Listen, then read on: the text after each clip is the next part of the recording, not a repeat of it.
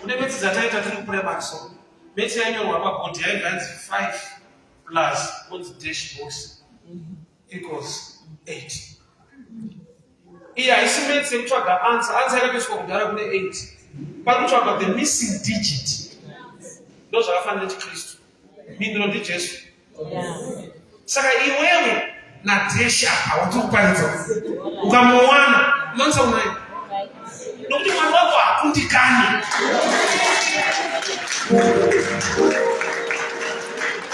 So kana answer ari Jesu ari 8. Chinoitwa kuti uwane the missing digit. Aruku anouya minus ako.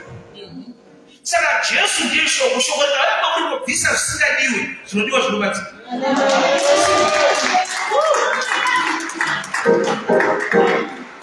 But the problem is when haudi kuti ritapu zvodakiriwedzera. Izwa munofesi kuti Adamu naMwari. Be fruitful, multiply. Saka ndinotarisira multiplication. Mwana kubatana nesubtraction kutora munada. Sekuva vanopisa chiprofita chekuwanda. Vanomutapudza pane kutapudzwa kwaanoita ndo pane kuwanda kwavo. So sometimes formula inenge haisi kupindirana neshoko racho. Kana pakataurwa kuti tichabudirira, imagine kuti watambudzika kunyika wauya kuchechi, kwakwaridza kuti Mwari anokusimudza kodzi yangu yekuunza mari. Iwe mumwe watombobirwa panza, unoti vanhu vanoda kutopedzisa. Kana kuti type haina tsitsi, ende icho vanhu vanotiuraya. Saka usimuka sei kana muchinditorera, kana ndichitorerwa kudai ndinongasimuka sei.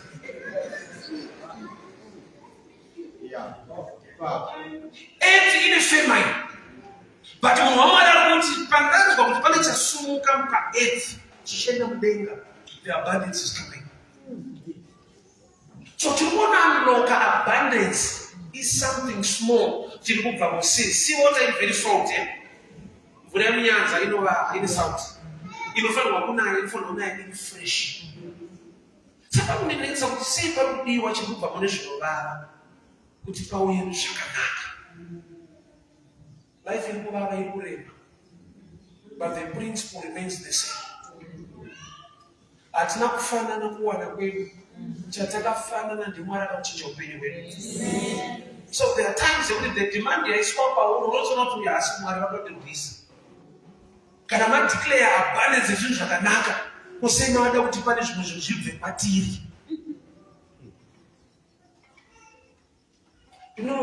Kunamata anenge madhiri. Why? Tine masongo atinoimba izvozvo. Lord, I lift you higher. Funga kwako kuti ngamusumudze Mwari izvozvo. Let's be real.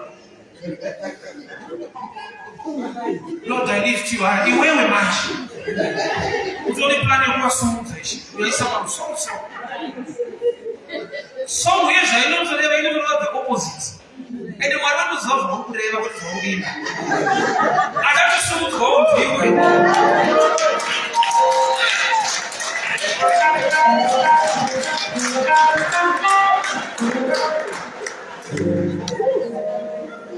Pese paunoti ndiri kupa Mwari, uri kutoziva kuti anotochinjwa upenyu ndini. Because akanga ari Mwari vanhu vasati vapa. Usati wane giving neoffering akaramba ari Mwari wamasimba ose.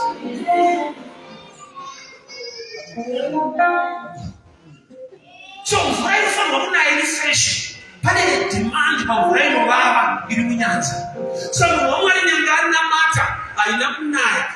Anamata nyanga akanamata akava nerevelation. Revelation yekuti pane munoda kuchekwa kuti zvati kunamatira zvinoitei. Nokuti prayer isina action ine nyaya. Because what attracts manifestation is action. Gideon, vanhu vawina vanotya ngavadzokere, vakadzokera vakawanda. Zvachitora vanoende navo kumvura, vachanwa nemiromo futi ngavadzokere. Vanomwa nemaoko vachiisa pamuromo enda navo. Ipicture yekuti haisi nyaya yekutaura shoko nderekuribata nekurirarama. Takuda vanhu vasingangoita prayer but vanobata. Prayer ichiitwa munhu achiziva pekubata. So Mwari ari kutrasta munhu ari prayerful but ane right action to attract manifestation. Ndakareva vabereki vainoudza vekuzayoja mwanangu Paul ndipana unoona uchikoro. Usaregera chechi chihaya caretaker iwe wakagara papa. Mwari anotonamata futi nesimba rako. Mara una simba rako ukalisa mzvinhu zvamwari mwari vakatendeka. Mwari understand kuti hakuna mabasa. Saka kuti tichazotanga kuti agive kana zvanaka, learn to give you labor. Anonambatwa futi nesimba. Ndokuti ndo zvakatichallenge kufamba kukakuwadzana kuenda kuna festival paridza netsoka. Simba racho nandinawo. Ndaidetseka kuti Mwari anondipa message undipa mari yekombi. Usati ngasi Mwari. Ushakoi but message inofu. Saka yakati simba racho riripo. Kwa ndina zvokuita, get nothing to lose. Takafamba tikaenda. Kune demand inoiswa kuri program. Yaunofungira kuti asi Mwari. Shirikadzi dzakabata kuda kutofa ine kabva yatodeclare kuti naMwari chaiye ine mwana kuti kati katobva tafa. So kana zvichiuraya munonyima zvinouraya futi. Unozoona kuti mweya usada kubudirira ukaipa. Akuenda kuchechi so unotorerwa mari dzavo vanokuita asuri mberi. Ikona kwafika kwakadarwa.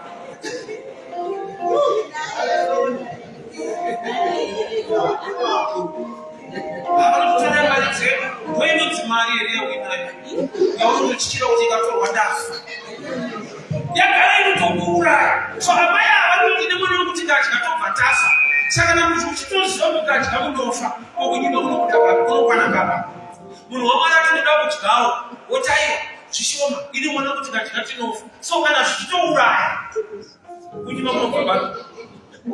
So mweya wekuti life isachinje unokupa konezena even uri muproblem uchifunza kuti pamwe zviri nani. Ini mwana wekuti ngadya tobva. Saka zvinoiti kupei. Zvinouraya kaizvo. Kuzvinouraya zvinonyimwa futi. Ivo Mwari vati ndarangarira shirikadzi dzezari pasi. Havana kutuma munhu waMwari aine fulawa. Nenzara. Unomufomera yacho yakanakira kuti Bible. Fair unotiza. Mwari akamurangarira kwemfundisa nenzara. Unoziva kuti asi Mwari. Wese une zvishoma. Mukadzaifanira kuexplain that. Nditono shirikadzi munhu waMwari fulawa ishoma. But Mwari vatoti ndarangarira shirikadzi. Mwari akutoziva kuti ishirikadzi nendairangarira enda unovadyira. Ndishandise mazwi chaiwo enda unodyira. Mama blessings atinochembera panenge pachirwa muna. Dai Mwari andirangarira. Akakurangarira pakamunhu anokudyira unoziva kuti ada kundiranga kusundirangarira. I'll show you this picture. Say Hana akasvika pakubuda mukompetisheni naPenina. Akati Mwari mukandipa mwana ndosiya pano. Kuchechi ndoba kune problem inoti kumarai. Kwaichibirwa kuchechi inoti kumba. Marriage iri kumba kwete muchechi. But asvika palevel kuti Mwari mukandipa mwana ndosiya pano. This kind of giving sendi radical challenge kudaro. Ana understanding imani.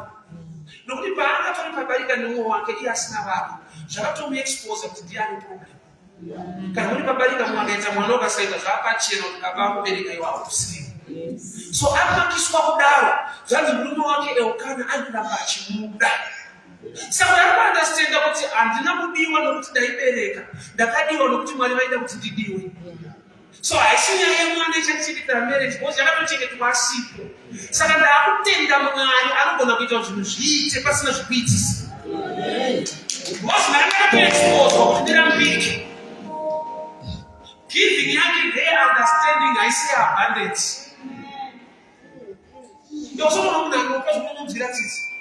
Kuti kana kuvaka musha anadzokune chechi yako. No pleasure.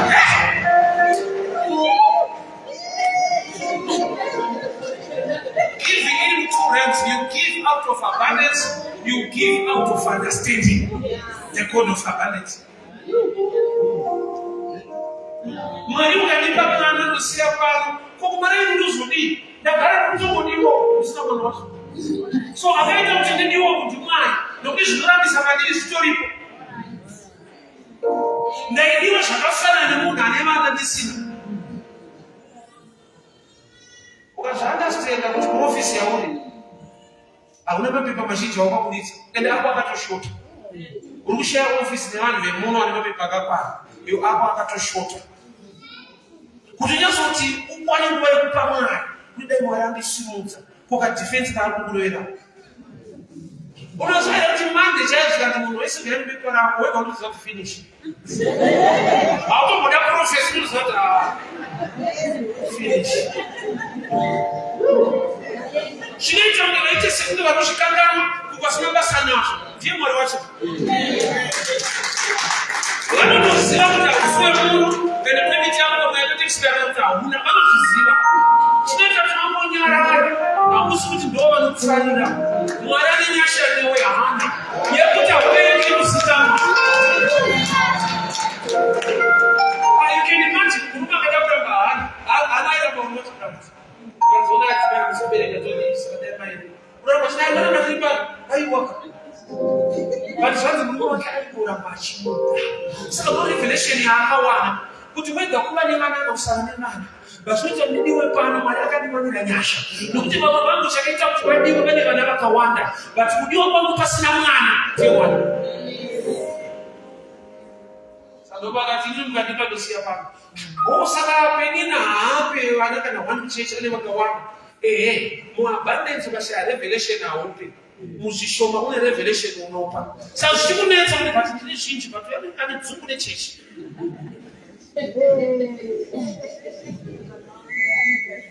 Jesu anoti kugadzira Samaria dai waiziva arikukumbira kwete saasi kuti munyima sere arikudzara ya problem yakusaziva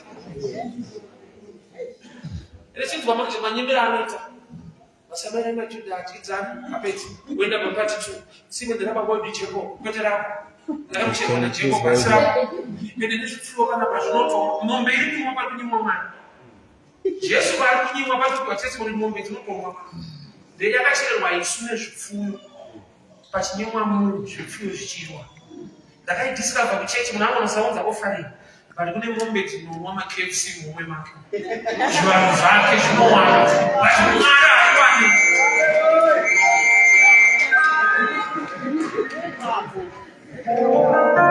hakuna munhu anonyima hauzive area yaanotinyima hakuna chinhu kune kwatone mbiri yekupa nekuti area hapa saka Jesu akati dai waiziva ari kukukumbira zvinoita kuti Mwari vakukumbire vachida kukupa dai waiziva ari kukukumbira iwewo ndo waitozokumbira kuno nokuti ndine mvura mei Jesu ane tsika yekukumbira mvura kunga aine nyota iye aine mvura futi aiwa ndipalatsirika munhu anyimwa mvura kudada neyainayo anyimwa mvura ndokubva ati dai waiziva ari wakunyima ane mvura mhuru saka munoita zvese nyota nemvura yacho kawanda munenge muyetunga munotikumbira mune mvura futi aiwa ino of exchange yangatida kudzinodzosa mari dai waiziva ari kukumbira nokuti ane mvura mhuru so earth ine feminine but solution ye-earth inotodemanda something must rise from earth. Why? Mvura haibve kudenga, inobva kudenga. So zvinechekuita nemudenga zviri earthly, zviri kudenga zviri spiritual. So you must know kuti issue yangu iri earthly here kana kuti iri spiritual. Inoda kunana here kana inoda kuti ndive involved se process kuti chibatike. Mwari anoita minana, but Mwari wakaisa zvinhu masystem. Anozokuti munhu ese ari munhu amuna akasikwa naMwari. Vakasikwa mazita oti nawo Adamu naEva. Ende vakatonyorwa nemazita otosete nawo. Where Solomon you are is out of reproduction, not creation. Reproduction, vanhu vakaroora na vakabereka iwewe. Creation ndo zvakaitwa naMwari. Saka Adamu naEva vasikwa pakaintroduced a system inonzi reproduction. So system iyoyo ine chekuita nevanhu kwete naMwari. yaMwari ni creation, yevanhu i reproduction.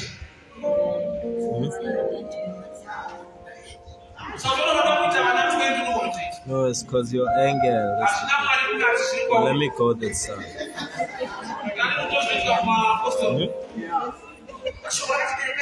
Okay, let me cut it.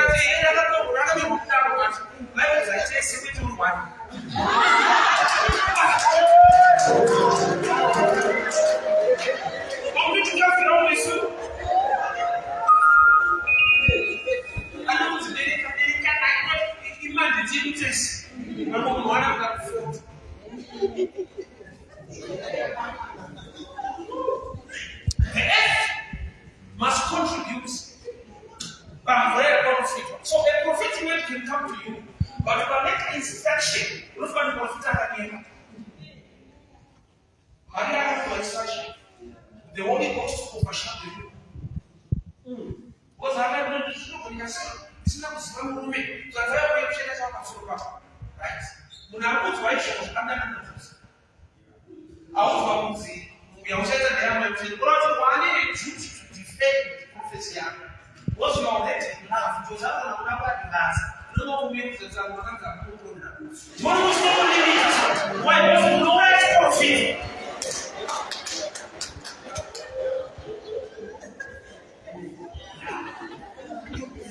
Ukataka kujifenda chiprofita cha life yako, unospoila chiprofita. Prophecy ya wapio, Abraham anakuwa prophecy na mwana. Wewe ndio unani kwa hiyo mchanganya mwana. Hilo sasa bila pamba tunataka kwesi. Oh no we God. Ndio kwa kwesi, where is Sarah? Where is Sarah as a person iti? Ndio tunataka prophecy za kama mkazi. Ndio mchanganya mwana. Ukapata receive bali kumweka learn to defend your prophecy.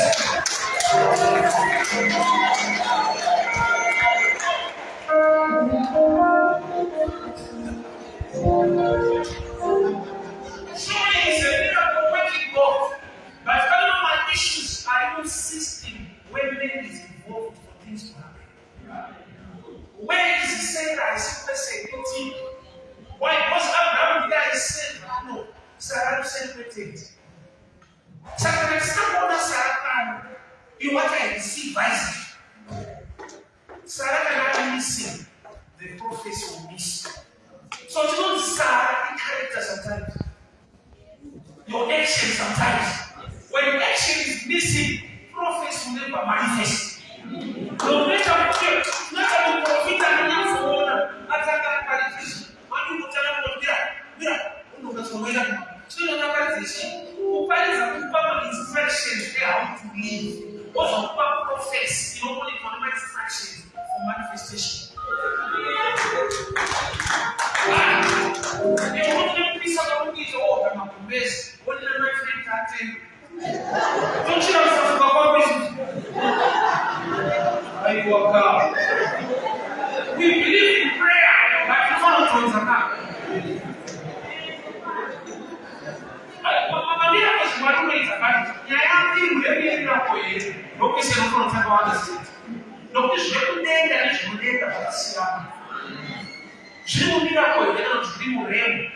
You are supposed to be involved. Which is it? That's why we believe in the miracles of God. But whatever is not in our matter, but whatever matters all that is be a doctor in the name of Jesus. Because what I want to do. I want whatever to do to this. No, what? No, it's not as moving. I don't think any stuff in the hospital. I'm saying.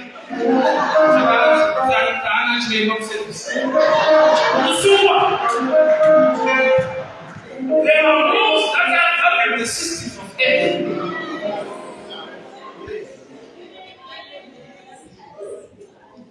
Kuna laws that govern the systems of earth. That's why he became man. I don't move from one part to one car. That's Shika Yesu alianza upande mpana kutaka basi kukamtisha. Ndio sasa hapo kuna transfiguration kama kwa Yesu. Yesu akabati don't tell people now why? Because something you know ya kumbele. But this one ignorant process it.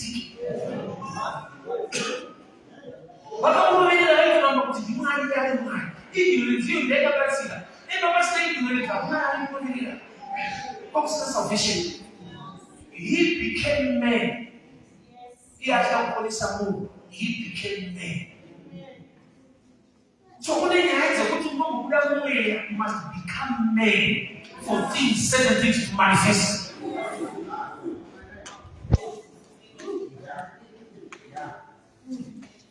So sometimes it's something happen day. No one kuna instructions za kusu za fanyika pesa lokeza mbele na tunaweza ku instructions kumepanda. Sasa tunaona sometimes kuna mambo language si imeleta mtu upate kuona hizo.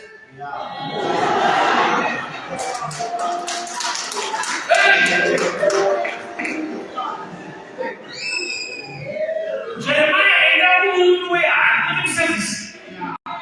Why there are things you learn earthly but less spiritual meaning. And over what earthly story is a heavenly beginning. So we are not heavenly minded in earthly instance. Notice when the hands are about two special things among the grounds. Ukapromise on the chawana basanyane to go slide. By interview, our people will never talk. Not more than my kids are out.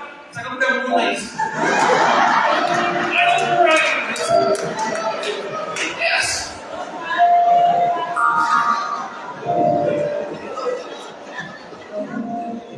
Get excellence. You're from Usiva. Can you come so that can one of the passage might have no fast? Who of a man shall make a mission of Usiva.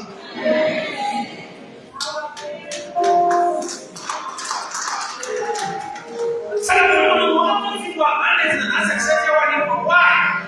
8 I speak about 16 abundance. Water must rise like a blessing. So more or more, we need to have abundance in full ways. We need to show. We don't know what we're going to eat. So my time is done. But the time when they say this, when they say profit no possible and declare, you don't cancel the spirits you are. I can't just come with some fire with it.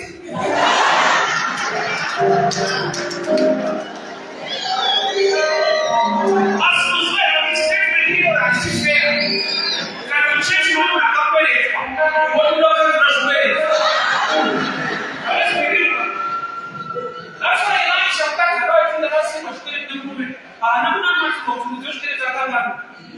Another instruction in touch of him and other great ways. What are you from? Another one it says, you cannot put a team in some of the things in a footer. Chanamita played out in sage in some of footer. Although Elisha had a powerful prophet, a instruction in the business. By Kamaria, I really didn't have to make a attractive in your body, we only have service. I remember saying this to the lady. Prayer is here now. You don't know where I am now. You don't see that I'm sharp.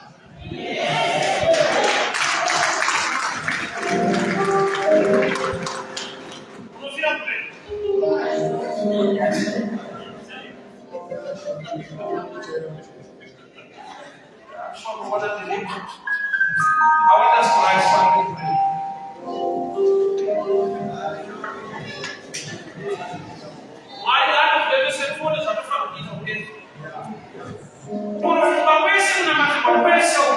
Something on the head must happen. Your head must learn to do something. I've seen something like a man's head. Oh, abundance and blessing. You should have a man's head. Who makes a mission?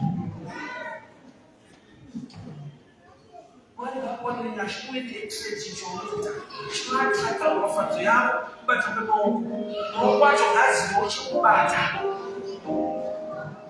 Why love him come? Since you don't practice a man, shake and don't declare favor. Why help me? The woman says that if you cost you, you have been a cost you abundance in others. You can't even throw me there. So I want us to pray to do yourself better. Relationship, business, family. Pray for the abundance to manifest. Father, we thank you for your word. We thank you for your grace. We thank you for your favor. Makabulu samura shinji pa kumulika milimani. Makabulu samura shinji no mutimu na wakatoka na wakashika shibakira. Mwani na katayo ukata wema upewa na. Mwani shawadu kata mkatimimba yenu. Saraya abundance life now. Kushubira mawani chani mawa. Shawadu kata mwani marikeipa yenu. Marikekereke. Marikene na shirikati. Mwani badawakara kariwe. I command them. Your soul inovota but decision inoda kuitwa nemunhu. Your spirit inovota but decision inoda kuitwa nemunhu. Zoreva kuti I'm going somewhere, don't worry. Zoreva kuti munhu paanozosvika pakutadza nyaya inenge yambopinda mu security council, mweya wotaura kuti izvi zvatoda kuita izvi hazviite. The soul yovotawo kuti izvi zvatoda kuita. Nyama yotaura kuti mai mwana tinozviita. Saka ukazoona munhu asvika pakutadza kureva kuti pakanzuru yaaita mweya wakundwa. Rega tichienda pane zvatakataura musi weMonday tichindebuditsa point yangu. I'm going somewhere. Bhaibheri shoko raMwari tichitaura pai takati salvation zvakare inotiseparata, inouya progressively. Tikati the spirit ndo inotendeuka immediately. The soul ndo iri muprocess yekutendeuka. Nyama haina kutotendeuka zvachose, ichaponeswa munguva yekupedzisira. Saka zvoreva kuti muutatu hwako, a tripartite being, your spirit is saved, your soul is being saved, but your body is not saved. Vari kuzvinzwa here mai mwana? Saka Satani paanouya achikuataka anoziva kuti mweya wako wakapona, anoataka chete, anoataka kunyangwe process musoul dimension iri kuponeswa, anoataka. Saka nyama isati yapona ndo inozoita victim. Saka inotopinda muvote ichitaura kuti chinhu chakanaka ichi. Your soul now ndo yandiri kutaura nayo, inofanirwa kueducatwa neshoko raMwari, yopasa decision. Saka zvoreva kuti soul ndo iri pakati pekuconnecta the body to the spirit. So ukapa unouya kuchechi, you are empowering your soul. Pauri kuempower your soul kuitira kuti panovhotwa mweya, so ikaenda kusaidhi yemweya mavhoti anobva aita 2:1. Zvoreva kuti mweya wahwina, nyama haina kupora mai mwana. Saka zvoreva kuti paunotanga pausingaverenge bhaibheri paya, pausingateerere mharidzo paya, you are weakening your soul. Pauri kuweakena your soul, the body inova nepower. Now the soul will align with the body nekuti inenge yapasa mafacts paground. Saka ukaona munhu apfuurira pamberi achitadza, zvoreva kuti the body is now in control. Saka zvinhu zviviri now ndo zvaini charge. It's either you are led by the spirit or you are led by the body. But chinoita kuti uzotungamirwa inyaya yekuti your soul is weak. Saka now zvese zvazvine power mukristu rega tikubatsire, nekuti this message is designed kuti uhwine all the satanic attacks. Ndosaka ndiri kukutsanangurira mai mwana kuti pauri kuzvitarisa, mai mwana tarisa kuti mweya wako wakamira seya, wakasimba here mweya wako. Tarisa kuti your soul yakamira seya, uye tarisa kuti your body yakamira sei, nekuti all of them must be empowered in the things of God, so that when they make decisions mweya unohwina. But makristu ari pano makristu ari pano akazara neinonzi sin management program. Varume patauya pano hatisi kuuya kusin management program. Chikristu hachizi chesin management program yekuti handichahura, handichaba, handichatamakua, handichadai. Hatina dikshit yekutika kuti chakata uchaita, chakata uchaita. Mai mwana nekuti hatisi kusin management program. We are spiritual being. Kunonzi kuporeswa kuva mwana wa Mwari, kutenda kuti now my spirit is now in charge. activate spiritually ichibatsirwa namweya mutsvene. Your soul activate by the word of God. Your body needs discipline. Your body needs discipline. Saka zvoreva kuti muviri wako unoda kupota uchitsanya, muviri wako unopota uchinamata, muviri wako unopota uchipiwa direction, unoda kuenda pa discipline. Why uchienda pa discipline? Nekuti nyama yako haina kupona.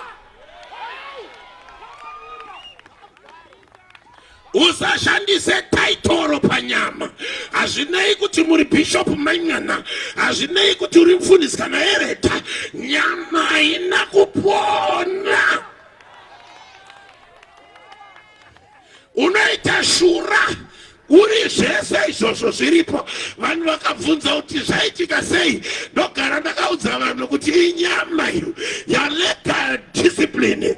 Zvoreva kuti akundwa mukanzuru. Ndega chimbobvunza iwewe kuti kanzuru yekwenyu iri kuti kudira. Alright, chenda ichinyaya chende kunyaya yedu. Saka Satani ari strategic, anomeka sure kuti affect every member of the council kuti awine decision.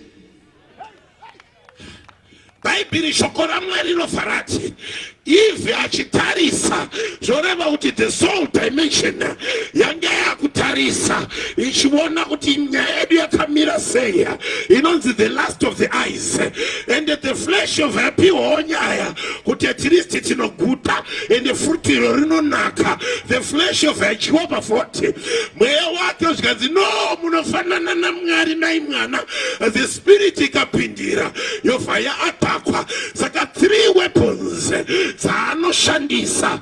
The last of the eyes is designed for the soul, the last of the flesh is designed for the flesh, and the pride of life is designed for the spirit. But thank God for this conference. We are going to win against all the satanic attacks, because one of our victory is exposure, is awareness. Nekuti pana kanditarisa anga asingazive kuti maimwana sati wakarongeka pane zvaakaita. Saka rega ndikudzidzise guard your spirit, guard your soul, and discipline your body. Saka nekuti anouya in every level. Saka nyaya ndeyekumeka sure kuti wachengeta mweya wako wakarurama, wachengeta your soul yakarurama, uye wachengeta nyama yako under discipline. Nekuti zvese zvinovhota. Saka zvoreva kuti munhu paanozvisvika paanotadza, ari kutadza nekuda kwevhoti yafoil. Hausi muyedzo, kutadza idecision. Hazvisi zveya zvekungoti zvangoitika. Maimwana hazvina kungoitika. Pane zvinhu zvatopinda mukanzuru zvikanzi let's decide on the matter yauya patemple yapresentwa. Saka now munhu anga ari innocent at the first time, but sati waida chimwe chinhu kuti chiitike, nekuti muti wanga uri in question, wanga uri wekuziva zvakanaka nezvakaipa. Saka sati waiziva kuti information iyi muti uyu unoaffecta the soul, nekuti munenge the soul yakuziva zvakanaka nezvakaipa, which means the vote can go either way, nekuti the soul is now educated pakuziva zvakanaka nezvaka. Nekuti Mwari pakutanga aingoti munhu ngaazive zvakanaka, ipapo munhu anga ari safe. Nekuti nyama ikada kuenda otherwise, the soul yanga iri educated mukuziva zvakanaka. Yezvo maimwana maakuziva zvakanaka nezvakaipa. So now Mwari akati kaindii ngatitoibudisai mugarden. The long story short, wabudiswa mugarden. But munhu abuda mugarden ane nature yaanayo, ane inherent capacity to sin, ane yatinoti the propensities chachirungu ichi, the inclinations dziri maari, ane DNA inoziva zvakanaka nezvakaipa. Saka munhu uyu dangerous nekuti he can go either way, nekuti akuziva zvakanaka nezvakaipa. Saka Mwari vakati kana munhu adai zvoreva kuti taakutanga rwendo. Saka munhu akadaro akanyarara anenge achita zvinenge zviri right, anenge ane the potential to sin, anenge ane the inclination yekuenda go either way, because if 50-50. But manje nekuda kwe satanic trespass, watch me closely. Satanizotuya achitrespass into the human level, kana kuti mus physical dimension. Ndoma trespass achipinda kuti aende kuno influence munhu kuti atadze okoyo. Saka zvoreva kuti munhu anotadza nokuda kwe nature yake, number one. But mubhaibheri ndichaprova beyond reasonable doubt kuti kazhinji kacho katinoona mubhaibheri sati waitova wa trespass from the spiritual dimension into the physical dimension kuti ainfluence munhu. Saka zvoreva kuti satanic attack inotouya pane munhu ofurirwa nemweya wakaipa kuti aite zvakanaka. Saka zvoreva kuti dhimoni rinouya nemutauro watajaira kuzova a catalyst, unondibata, rinouya kuzova a catalyst kuti munhu aende akwikene process yekushata kwake. Saka every time a spirit yasati irikuya is coming to be a catalyst to quicken the process yekutadza kwako. Now let us push it forward. Saka taleya kudaro rega tichitaura nhoroondo yekutadza kwemunhu, tichiona kuti munhu akatadza sei uye achadzivirirwa sei. Chapter number 3, mweya wa Satani wakatrespass ukapinda mugarden reEden ukafurira munhu angari poha akasvika paanotadza. Zvoreva kuti mweya ndo akanoeducate ukava catalyst kuti munhu atadze. Saka munhu atadza, Mwari havana kublema Satani maningi, kunyange vakamublema vakati munhu wateerera kaindiyo a trespass auya. Saka iwewe wakutongwawo. Saka kwakatongwa munhu kukatongwa nasati wacho. Chapter number 4, first family yapo satakati hatifurire mberi, rega tipinde mugadhemu mukuna Kaini naAbheri. Bhaibheri rinoti vakanonamata zvakanaka, vanamata zvakanaka, sati haana kufara nazvo. Kaini akarwadziwa kuti Mwari vanzwa. But Bhaibheri rinoti Kaini ukaita zvakanaka haungafare here. But sati akatrespass akanogara pamwoyo waKaini akati yaitike kwedu ya. Bhaibheri Kaini akaudzwa kunzi chenjera pana sati ari padhoho, arega tarisa above all guard your heart nekuti Satani uya padhoho.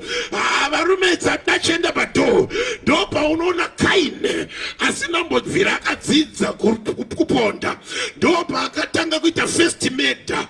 Ma10 commandments asati avako maimwana, sati akaeducate akati unongomonya musoro kana tema nedombo, nekuti catalyst yanga yakuitwa nemweya wakamara. Saka zvoreva kuti mugarden munhu akatadza nokuda kwemweya wakapindira. Zvoreva kuti kunyange first family munhu akatadza nokuda kwasati akapindira. Rega tiende pachapter number 6. Pachapter number 6 ndo patinoona shura the sons of God dzichitarisa kudenga dzakati vakadzi vari panyika vakanaka, but dzanga dzichiziva kuti kune chirongwa chakataurwa namudhara, because the sons of God ndo dzinopinda mucouncil yaMwari. Ukatasa Job, Bhaibheri rinoti Mwari waisangana the sons of God. Saka ma-sons of God aiziva zviri kurongwa naMwari kuti kune kwavachatumira mwanakomana wavo, but madynamics vanga vasingatinyatsvaziva. Vavati isu ngatitangire kuuya kwaJesu. Unondinzwa? Ngatitangire kuuya kwaJesu titopinda panyika, but vanga vasingazive madynamics of vauya. Nyaya vaiziva kuti zvinoitwa nevana vaMwari. Number 2, vaiziva kuti pane mukadzi ari influenced. Vakati ngatiitei, ndo pakabuda product yemagiants anonzi manephilims. Manephilims iyayo ndakava a product, watch me closely, of the interaction between the spirit dimension and the physical dimension. Saka zvoreva kuti pabuda magiants. Magiants iyayo anotaurwa achinzi ndo vaidzidzisa vana vaIsraeri hondo, ndo vaidzidzisa kutonga, ndo vaidzidzisa kuvaka, ndo vaidzidzisa kuvhima. All the technology yaiburutswa nemagiants aya nekuti they were a product of the spirit and the body. Rekatimbogwa mbasera ekanga kana nchiti mbasera kureva kuti hazvimo muscript, but for your own knowledge. Saka zvoreva kuti the moment isiya tinozara mweya mutsvene, tinova excellent, tinotanga kuziva kudarika vamwe, nekuti panongosangana mweya nenyama pane technology inoburukira ipapo, pane information yakasiyana neisingazivikanwe nevamwe. Saka usatambe nekuva mwana waMwari. Solomon anotaura kuti I'm wiser than my friends because of the word of God. Paunongotambira kushoko raMwari unochenjera kudarika vamwe vese. I'm going somewhere. Zviri kuita Bible shoko raMwari rinovhara rati pabuda magiants, Mwari ndo pavakati aiwa taakuparadza nyika. Why taakuiparadza Mwari? Nekuti a human being is no longer original, contaminated with the sons of God. Saka the sons of God begin to control. Dosaka makazoona Noah, patime ya Noah Mwari wanga wakutsvaga breed yevanhu isiri contaminated. Mulife in language inozikanwa nevanhu angasisade mahybrids, angachida a pure breed. Taurira mai mwana ari pasaidi pako kuti Mwari anoda a pure breed, haadi a hybrid. Saka zvoreva kuti pano Mwari wakauya akaparadza zvakare nyika achimeka sure kuti kwasara a pure breed. But along the way tichibva pachapter number 6 Bible shoko raMwari rinopfuurira pamberi, raenda pamberi. Bible rinotaura richiti pachapter 11 vana vevanhu vasanganiswa nemweya vakazoti aiwa Mwari wapota achiuya achitidzinga, nekuti muGenesis chapter number 3 Mwari pavakatadza vafurirwa, vana vaMwari pavakatadza vafurirwa naSatani vakadzingwa mugadheni. Kaini akapengeswa paflood pakaparadzwa vanhu. Saka pano vakati aiwa ngatichiunganai tivake etawa tiende kuna Mwari wacho kuti akaunza flood hatigone nekuti tinenge taakudhuze naye.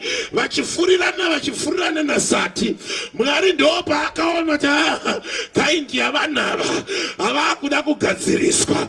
Bible shoko raMwari rinoti ndo pakauya first Babel.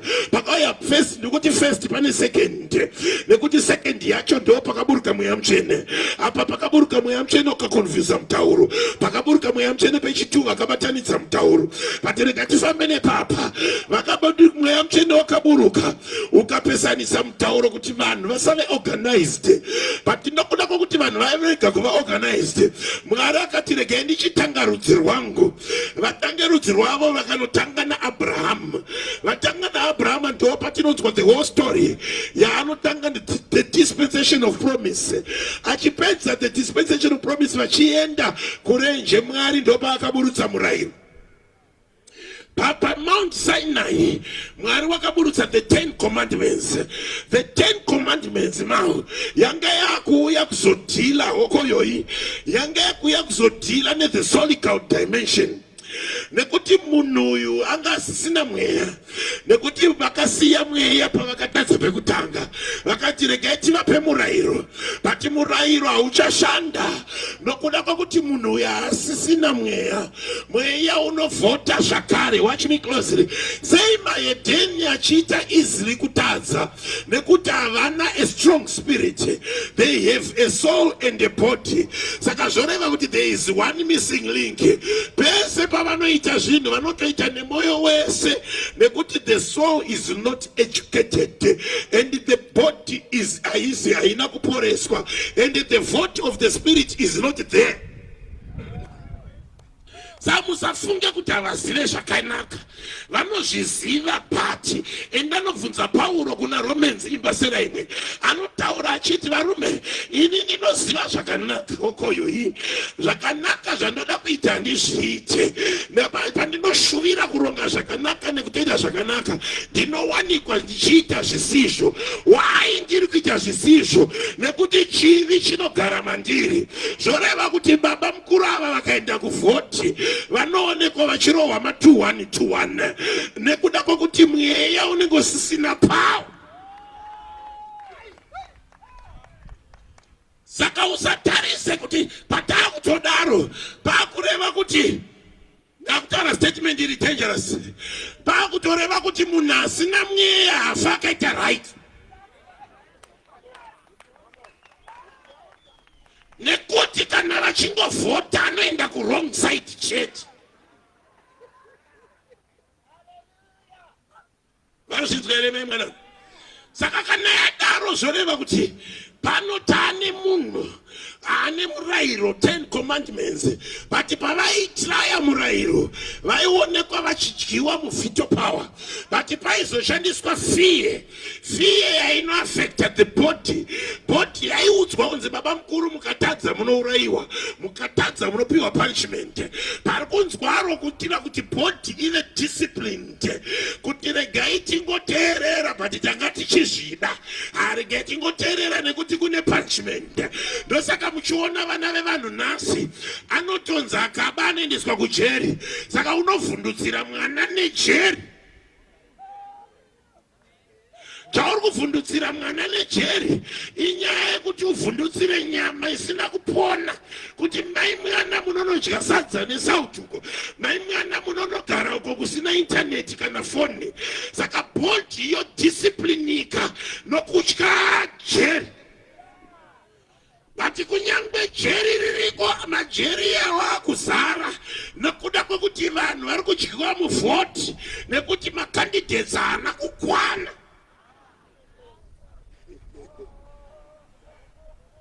Makandidates haana kudi kukwana nekuda kwekuti iyo yatiri kutaura nemutoriro atinotaura zvedu, asi makandidates kana asina kukwana anoramba achienda ikoko nekuda kwekuti makandidates anovhota haana kukwana. Indiri kuti manhero anopano haubve usina makandidates akakwana, nekuti we need power to win over all the satanic attacks. Vari kuzvinzwa here memwana? Saka yadaro murayiro waiswa, the dispensation of the law. Then Mwari vakambofema inonzi pa intertestamental period, zvichireva kuti kubva pana Malakai kusvika pana Mateo, Mwari vakatora 400 years dzekufema kuti taakuda kumudhila naye zati wajaira Old Testament yese achitonga, asi taakuda kudhila naye. Bhaibheri shoko raMwari rinoti rakauya manje Gabhu achitsanangurira vana the sons of God zvaifanirwa kuitwa, zvakataurwa naGalatians kunzi in the fullness of time Christ Jesus was made manifest. Zvoreva kuti vakauya una Genesis chapter 6 vakauya pa wrong time, but rwendo runo kuti Mwari ave legal panyika yevapenyu anofanirwa kuberekwa panyika yevapenyu. The sons of God pekutanga hadzina kuzviziva, hadzina kuberekwa idzo. Saka Mwari wakanopinda mumwana wemunhu akaberekwa panyika yevapenyu. Zvoreva kuti now Christ or God was now legally a resident of the earth. Saka Jesu angasashanya angatoberekwa panyika yevapenyu. Now sati wazviziva but angasina full knowledge. Bhaibheri shoko raMwari pesa paimbonzvengeswa naMaria achinzvengeswa kunyangwe naJoseph, iye ari Mwari zvake, but time payakakwana Bhaibheri rinoti achinobhabhatidzwa naJohn the Baptist. Yeah. Do pakaziva sati kuti masamba asiyana nekuti achibhabhatidzwa apedza kubhabhatidzwa izwi rakataura rikati uyu ndiye mwanakomana wangu wandinodisa. Zvoreva kuti mweya mutsvene wakaburuka paari ukava senjiva. Rega ndibva ndazivisa mumwe munhu manerano kuti mweya wakaburuka senjiva wakaburuka pana Jesu chete. Isusu hatina mweya unoburuka senjiva. Hawai, Jesu aiburuka mweya wakanyarara nekuti aiende pamuchinjikwa.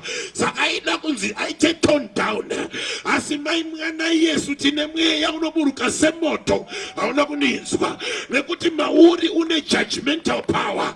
I don't have the dove spirit, I have the fire spirit.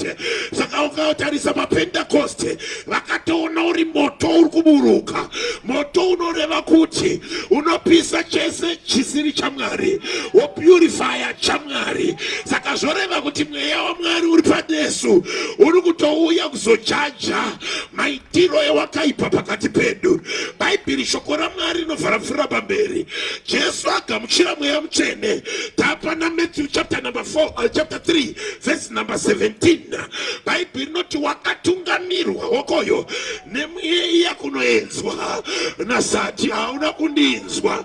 Akatungamirwa nomweya kunoenzwa nasatani. Saka zvoreva kuti paakutungamirwa nomweya Mwari vakuintrodusa mweya mutsvene kuti uve legally panyika yavapenyu. Why uri kuva illegal? Nekuti kubva kuOld Testament Adam naEve vakatadza. Kunyangwe vanga vane kutadza kuri mavari vakacatalist angari mweya wasatani wakatrespass panyika. Kaini wakaponda nekuti pane mweya wakamuaffecta wakacatalist. Time yake yaNoah, vanhu vegeneration yaNoah vaitadza nekuti pane mweya yakapindira. Mwari akati okay, zvamaunza mweya takuunzawo mweya unondibata. Mweya mutsvene obvanzi unoburuka. But Mwari ashandise mweya usina kumbotestwa. Saka zvoreva kuti paaienda kurenje vaida kupruvha kuti Jesu achava akarurama here kana ane mweya waMwari osangana nasati. Una kuninzwa. Saka Jesu mweya mutsvene wakamutungamira kunoenzwa naSatani. But Satani akati baba mukuru mauya chiuya ekuofisi kwedu. Anga ari paprayer varume. Kune vamwe vanhu vanofunga kuti prayer inodzinga sati. Mai mwana akawirwa pa 40 days of fasting. Sati akati bvacha. Kana uchikwira gomo uchiti Sati achatiza, anosangana newe kugomo ikoko. Aziva marwiro ake. Nekuti pane vamwe vanofunga kuti vakati na mai mwana uchipedza kudaro Sati bvacha. Nekuti akundwe neprayer, anokundwa nemweya waMwari. Inzwa mweya uri kumutungamira. Jesu akatungamirwa kunoedzwa nasati. Bhaibheri rinoti number 1 akanzi kana uri mwana waMwari, watch me closely. Saka zvoreva kuti Sati anga asina true evidence yekuti mwana waMwari. Zvikanzi kana uri mwana waMwari chinja matombo ava ave chingwa. Bhaibheri shoko raMwari rinoti munhu haararame nechingwa bedzi asi neshoko rinobuda mumuromo maMwari. Rega tifambe napo mbichana. Saka zvoreva kuti attack number 1 iri kuenda kubhodhi isina kupona. Nekuti Sati aizviziva kuti auya uyu ane mweya waMwari. But rega tirove bhodhi titange kuataka bhodhi. Bhodhi ichibva yaatakwa zvikanzi baba mukuru mune 40 days musingadye ubva takukuroverai pabhodhi level. But Jesu akasimudza shoko.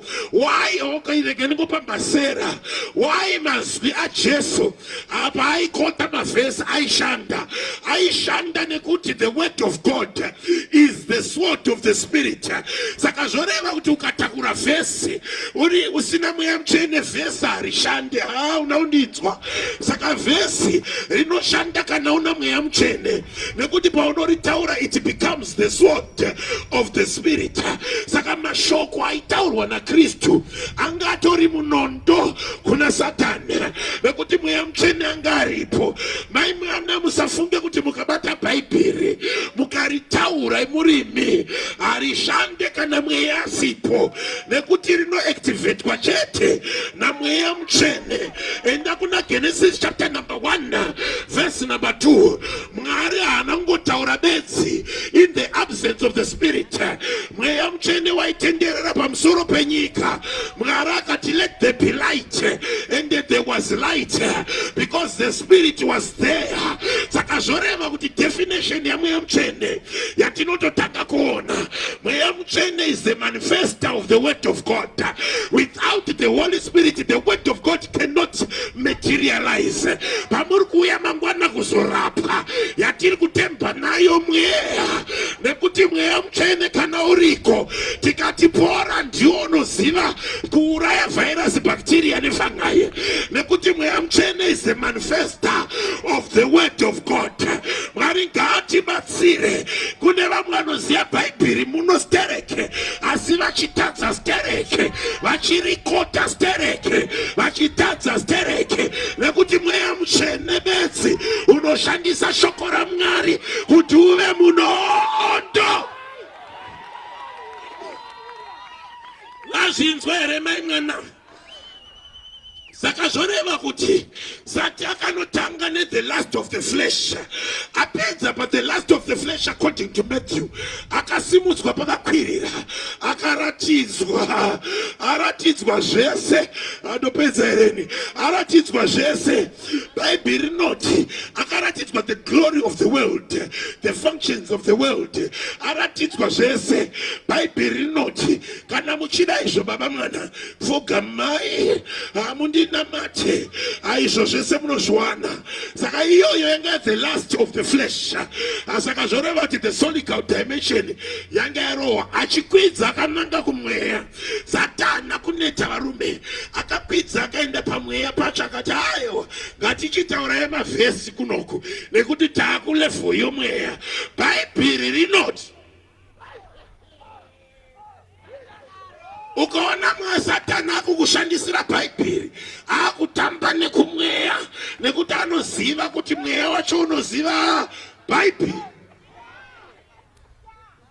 Zvikanzi baba mukuru mukangojamba chete, Mwari akataura mushoko rake kuti anotumira ngirozi dzikakugamai. Mweya ukazoti aiwa baba mukuru musaedza Mwari. Why? Nekuda kwokuti Jesu akatungamirwa nomweya. Rega tidzokeredze futi titore mune imwe dimension. Zvoreva kuti wokoyo inda kufamba kunyika kwenyu. Zvoreva kuti first temptation paakanzi chinja machingwa, amatombo ave chingwa, inonzi poor man's temptation. Taura pedyo newe, inonzi poor man's temptation. Zvoreva kuti varombo vese kana vachirarama vachishanda vanoshandira dumbu. Varombo vese kana vachishanda vanoshandira. Mai mwana usafunga kuti ndakutuka kuti uri murombo. Handina kukutuka, rega tikubvunze iwe unongozvisa palevhu rako. Kana uchida kuona murombo nemupfumi unovabvunza kuti Christmas yakapera makatamba sei Christmas yenyu. Ukanzwa achiti takadya uvhoza kuti that's all right, ndiye murombo uya watanga chataura.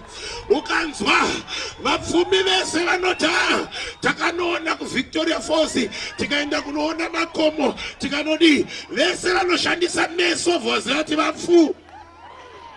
Saka Christmas yenyu. Ende unotoona musikana kana achipfimbwa nemukomana, mukomana anotovheta kuti uyu toita zvekuona here kana zvekudya. Akakuona kuti uri murombo anoita zvekudya, nekuti level raanenge atokuvheta kuti ukapiwa kakumboke uku netapiri rimwe chete rakachekwa-chekwa, mai mwana matoenda umhandara waenda nekuda kwekudya. Nyaya isi yepakudya uri muro.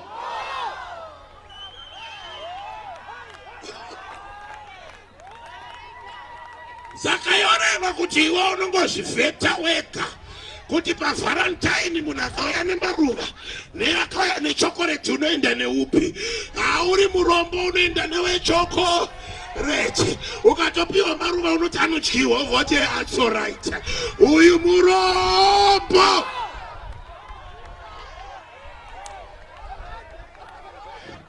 Saka yoreva kuti Jesus' first temptation was the poor man's temptation. Second temptation was the rich man's temptation. Nekutanga kuratidzwa tunu. Nekuti vapfumi vanogutisa meso avagutise dumbu. Nekuti dumbu rinenge rakaguta kare. Vanenge vakuda kunoona tunu. Kuti ngatiende kwakati tinoona zvakati kwakati tinoona zvakati. Nekuda kwadaro. Sadaro then kozouya iyo atinoti a religious temptation.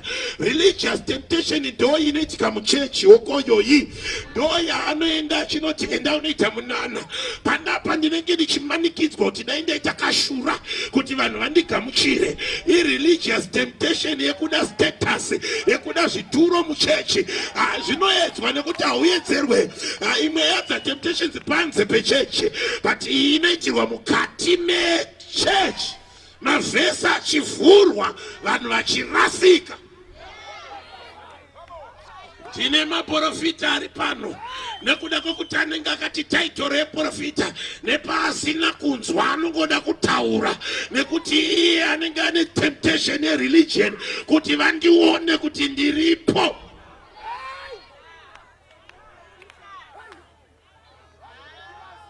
Chinzwa Mwari wacho akuitsanangura.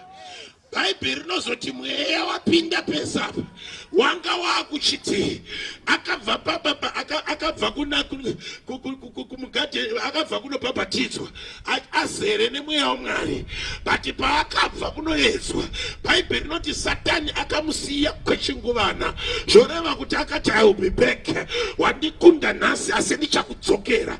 Bhaibheri shoko raMwari rinovharati akaenda muchechi akati mweya washe nekuti mafungo ndakutukai mweya washe uri pamusoro pangu.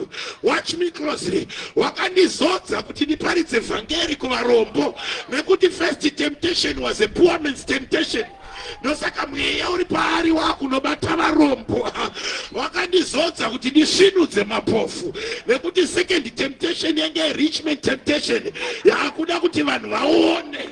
Third temptation was a religious temptation yakuti ndakuparidza the jubilee of the Lord.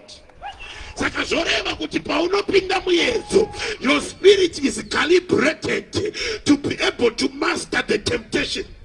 Saka your temptation becomes your anointing. Your temptation becomes your anointing because Jesus was anointed for the poor because first temptation was a poor man's temptation. The second temptation was of the eyes and he was anointed to open the blind eyes. The third temptation was a religious temptation. Akataparidze the jubilee of the Lord. Nekuti paunopindana napo ndo paunopiwa simba rekusunungura pacho mbasera.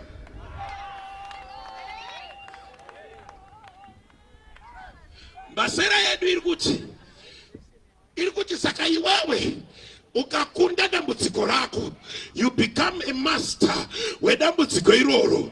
Saka iwe usamhanyire kuda kunodhila nyaya dzevanhu dzausina mbokunda mulife yako. Usamhanyire kuda unonamatira vamwe iwe usati wakunda nyaya dzemulife mako nekuti when you master your life you progress to deal with your family. When you deal your family you progress to deal with your tribe. Wakuzonanamira nekune vamwe nekuti newe usati wagona kudhira neziso rako wakunobata. Mai mwana Mwari ngaachibatsire. Rega ndikupe imwe mbasera yemari. Do you know kuti Satani paakadhila naJesu ne poor man's temptation haanambotaura zvekunamatwa kwake. Akatoti kana uri mwana waMwari chinja matombo ave chingwa ugute. Haanamboda kuinvita a poor man kusystem yake. Hauna kundinzwa ndakukanda bomba. Sati haadi vanhu vasina zvinhu kukingdom kwake.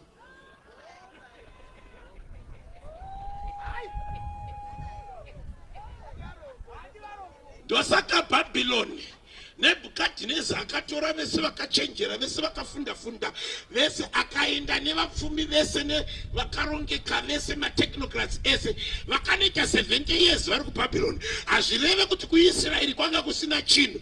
KuIsraeri kwanga kune urubvu hwevanhu. Varombo vese ndovanga vari kuIsraeri. But ana Ezra vakadzoka after 70 years pasina chidhina chaenda pamusoro pechimwe nekuti pakasara varombo havana progress.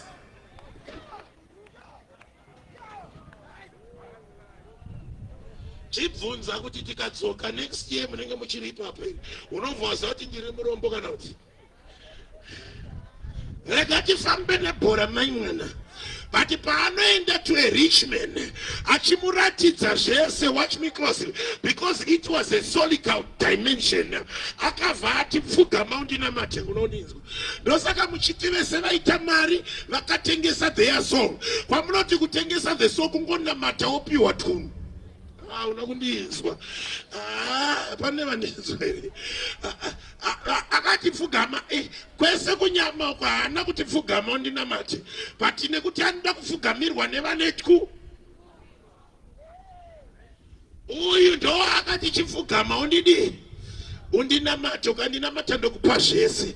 Saka imi yamunoti kana ukada kumedzera mate izvozvi zvikaindenyi, ukada kumedzera mate kuti dai satauya uzonditengesa, so mai mwana auye kune vanhu vasina zvinhu, anouya kune vane zvavari kuita kare. Iwe the option iyoyo haiuye nekuti hausati wakuverengwa pana vanhu. Vazvinzwa here mai mwana? Vazvinzwa here? Arega ndikupemba zera imwe papa time yedu yakutitya ndichivhara. Bhaibheri rinoti Jobhu wamunoziva uya akona kuti nemi muchaedzwa muedzo waJobhu. Avashoma pano vanoqualifya muedzo waJobhu nekuti Job was the richest kulendi yake kwaaigara, the richest. Ndosaka makaona inini okoyoyi akagona kunzi mukamutorera zvese anorega kukunamatai. Saka Job ainamata ane tunhu twese. Saka temptation yake ngechinzi make him poor, anokurambai. Kwa imimi munganzi chii unotorerwei? Imba una kare, mota una kare. Satani anoti unotorerwei? Apa utonamatira kuti uve nazvo. Saka hamuqualify kuna Job nekuti hamuna zvamuna. Aikona kuti ndikuedzwa saJob makanzi makatorerwei? Chii chamusina? Arega tiite zvakaMwari zvotaunda. Bhaibheri shoko raMwari rinoti Jesu akakunda akabuda ane power. Akabuda azere nesimba raMwari. Zvoreva ndauda kutanga kuparidza varume. Bhaibheri shoko raMwari rinovhara rati kubva ipapo Jesu vakapruvha kuti munhu kana ane mweya mutsvene Satani hamisidzane naye. Saka mweya mutsvene hautize temptation. Unotoenda ikoko nekuti unenge wakaimpower life yako. Ndauya kuzozivisa mumwe munhu. Saka paakazviziva mweya mutsvene takavhatatika kuti humanity needs the spirit. Kwasara kuti tidhile nenyama iyi. Nyama iyi ndo yakati tinoenda pamuchinjikwa. Pamuchinjikwa ndo pakanorovererwa nyama kuti tikwane total victory. Saka our victory ndeyekuti tinoroverera nyama pamuchinjikwa. Isu toponeswa namweya mutsvene. Saka tinenge tane power pamusoro pewakaipa. Shoko raMwari ro educate kwa muspirit medu. Saka ta reinforce every dimension. Saka our solution yekuwin against every satanic attack. Number 1, we need the spirit. Number 2, we need the word of God. Number 3, we need to crucify the flesh. Saka kana tadaro tafara makona esa anouya nawo. Rega ndichiparidza bururu maminutes angu akuenda. Bhaibheri shoko raMwari rinovhara rati Jesu ndosaka akatora varume ava ama anoti madisciples akagara navo 3 years. Achigara navo 3 years ane zvinhu zvaaita. Aivadzidzisa shoko raMwari. Saka vadzidzi vanga vane shoko raMwari vakaona minana yaMwari. What he was doing, he was dealing with the solical dimension. But vadaro ndo paakaenda pamuchinjikwa. Pamuchinjikwa akanodhila nenyama. akarovera nyama. Paulo ndo paunonzwa achiti, it is no longer I that lives but Christ Jesus. Aroverera nyama. Avati vadzidzi kana makadai so vhota ikwane nekuti pane chimwe chiri missing. Amuna munana wa muchaita pane chiri missing. Bhaibheri shoko raMwari rinofarati akavaudza afa akamuka akati varume musapinde munyika nekuti mukanyipinda munyika munofoira nekuti number 1 you have the word of God, number 2 you have the cross. But mukaenda makadaro kune mweya wenyika unokurova ise zvakaita vekutanga mamirira mweya mutsvene mamirira mweya mutsvene kuti mweya mutsvene ukauya paneni mweya mutsvene uchakukundisai so you can go into the world when you have the Holy Spirit. Bhaibheri shoko raMwari rinofarati vakamirira mweya mutsvene paPentecost mweya mutsvene ukaburuka. Mweya mutsvene waburuka ndo paunonzwa Acts chapter number 1 verse number 8 ndakuvhara varume inoti you shall receive power. Kana ichinzi you shall receive power, power iri kutaurwa apa inonzi dunamis. Dunamis zvoreva kuti iwe ndiwe karipa yacho, hausi transformer maimwana, ndiwe unogenerate magesi acho. Saka zvoreva kuti Sataka uya ari kubata magesi kwete patransformer, ari kubata magesi epakaripa varume. Saka zvoreva kuti taakutopisa. Zvoreva kuti kana watobata iwewe, zvoreva kuti nyama ngaichidisciplinwa nekuti kana wadisciplinwa unenge waenekediwaya. Taurama mwana vari pasaidi wako kuti Sataka da kubata inini ndaenekediwaya. Saka zvoreva kuti mwe kana uchitadza uchiita mabasa enyama akawanda uri kuinsuleta gwenya riya. Saka Satani gona kukubata iwo mweya mutsvene uripo. Ita Mwari ndibatsirei, ndakuda kuva enekediwaya, ndakuda kuva dangerous yekuti muroyi akabata life yangu anonzwa mhepo dzichimurova. Ndinoziva kuti kwamutare ndekwemheni, but ndinoziva kuti muKristu ndiye ane mheni nekuti mweya mutsvene kana wapamusoro pako waane mheni yemagetsi. Iwe chidisciplina nyama yako kuti magetsi anyatsoona mukana wekuaffecta environment. The devil is a liar. Mwari ngaatibatsire. Zvanzi you shall receive power. Varume ndangokupa imbasera ndakuda kuenda. You shall receive power after the Holy Spirit has come upon you. Bhaibheri rinoti you shall be my witness. Varume nditendere 1 more minute nditsanangure witness. Witness iri kureva kuti haisi yekuenda nekapepa uchiparidza vhangeri, haisiriyo witness iri kutaurwa pano. Kana kuri kukoti it's a judicial term. Kana kuri kukoti tinoda witness. The moment yatanzi witness tinotanga kubvunza kuti ndiani ari mubox raprosecutor. Unodinzwa ari kuprosecuta nyaya ndiani? Isu patadedzwa kuti tive mawitness. Saka zvoreva kuti ndi Jesu ari mubox ari a defendant. Iwe wakudedzwa kuti uwitness kuti Jesu abuditswe mubox. Una kundinzwa varume chinditenderai 1 more minute timboita zvechipostori. Saka mweya mutsvene pauri kuuya pamusoro pako uri kuda kuliberata Jesu zvaakataura kuti ndezvechokwadi, but nyaya haidi a witness, inoda an eye witness. Zvoreva kuti iwewe unofanira kutaura kuti zvakaitika kumurume uyu zvinoitika palife yangu. Saka Jesu ari right. Saka varume ndauya kuzokuudzai kuti ari pataiti mwanakomana waMwari ari mubox riripo raari kuakiuswa naSati kuti wainyeba hakuna anopora, but paakuda vanozara nemweya mutsvene vakuuya kuzowitnesa. Rega ndikupe mbasera ndichiklosa. Witness yakanzi you shall begin muJerusalem, Judea, Samaria to the utmost part of the world. Ndaiparidza bhuku remabasa avapostori ndaiti this is the summary of the whole book of the apostle, the Acts of the Apostle. Why? Nekuda kwekuti zvataurwa kunzi Judea, Samaria, Jerusalem, Judea, Samaria kusvika utmost ndo zvinotsanangura bhuku rese remabasa avapostori. Rega ndingotora paJerusarema. PaJerusarema varume, kana mweya mutsvene watouya pamberi pedu takubata naye mangwana. kana mweya mutsvene auye pamberi pedu zvoreva kuti pane chakuzoitika mulife yedu. Tinotanga kuva witness muJerusarema. Varume muJerusarema manga musina kureruka. Rega ndikupe bhasera tichichaisa. Ndakunzwa kuda kuparidza varume muJerusarema. Varume manga musina kureruka nekuti muJerusarema ndo manga mune mapurisita. Kutempo kwavainamatira ndo kwanga kune mapurisita. Mapurisita ndo akabhadhara mari akapa masoja. Masoja akafambisa message, akafambisa .com kuti Peter mukamuona akatora bhodhi yaJesu vakatiza nayo. James mukamuona akatora bhodhi yaJesu vakatiza nayo. Saka muchechi mapurisita aitaura zvekubiwa kwebhodhi yaKristu. Mumarokesheni masoja aitendera ari paid kuti Jesu haana kufa akamuka, akabiwa nevadzidzi.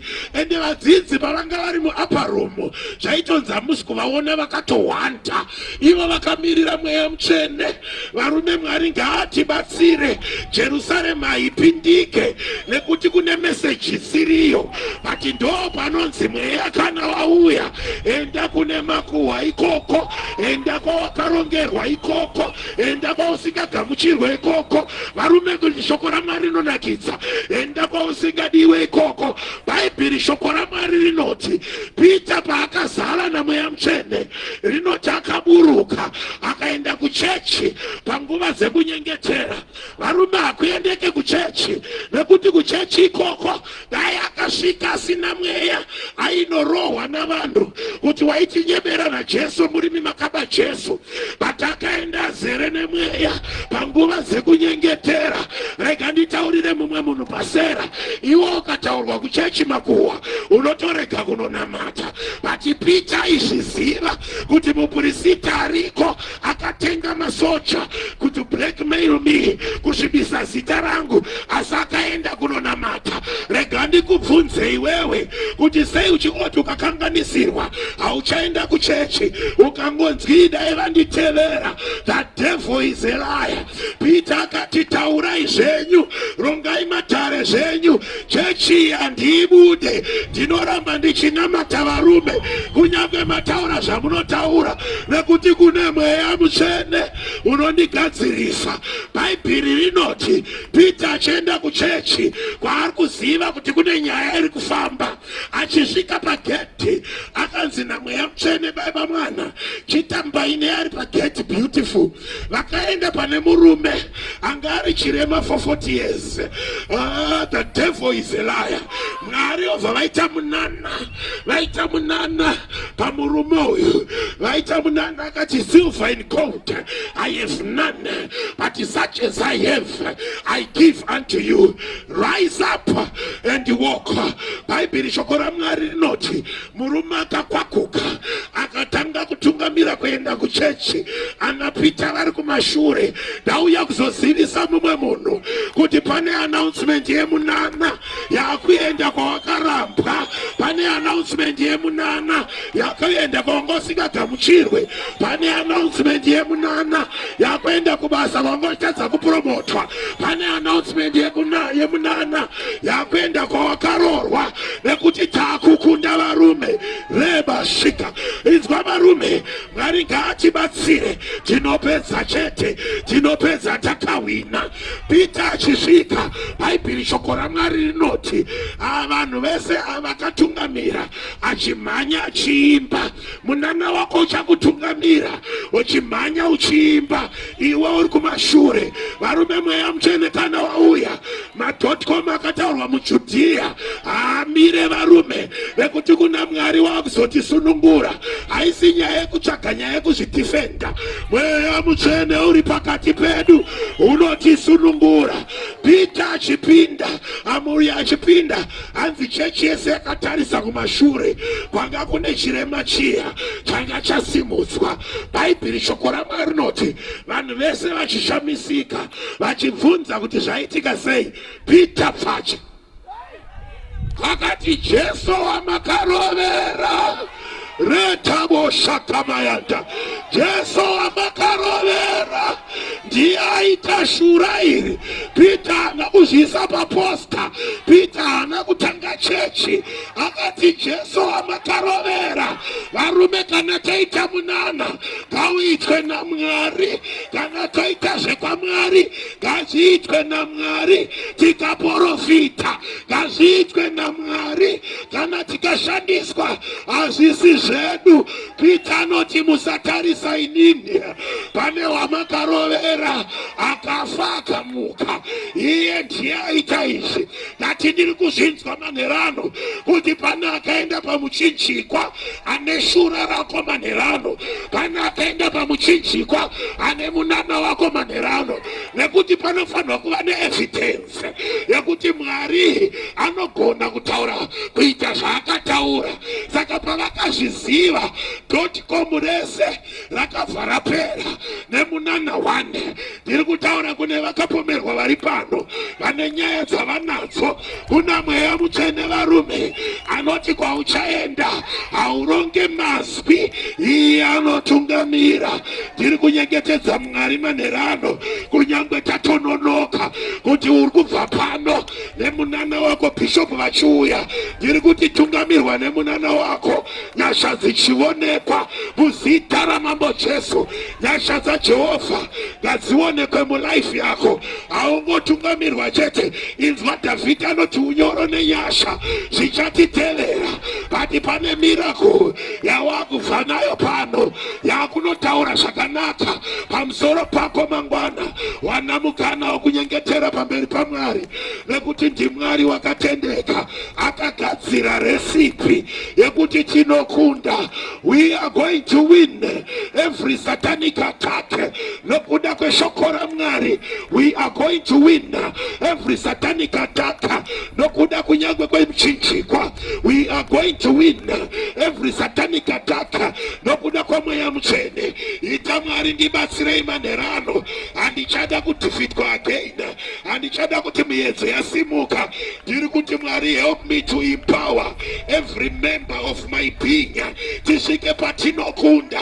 The devil is a liar and he is a qualified loser. Manherano, nyasha ngadzisangane newe. Your life must change. Kakutaura Mwari we kuti pese kwandinoenda ngaMweya Mutsvene ngaanditungamire, even in my temptations.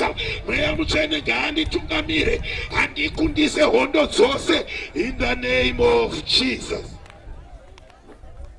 Namata uri pauri ipapo, nyengetera uri pauri ipapo. Taura mashoko mashoma, taura pachekukunda.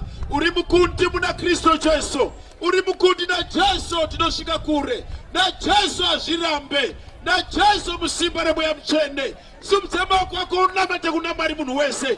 Taura mashoko eupenyu. Taura mashoko muna Jesu. Taura. Anomira newe aripo. NdiMweya Mutsvene. Ndianokureverera. Taura iko zvino madekwana anu. Taura madekwana nhasi anu. Taura manheru anhasi anu. Usaneta kutaura kwamaminesi mairi aya. Taura musimba reMweya Mutsvene. Libabosha Maria tatai. Linanokobosheke mandia sahanai. Makatendeka Jesu. Muri Mwari wezviro kwazvo. Hakuna zita sara Jesu.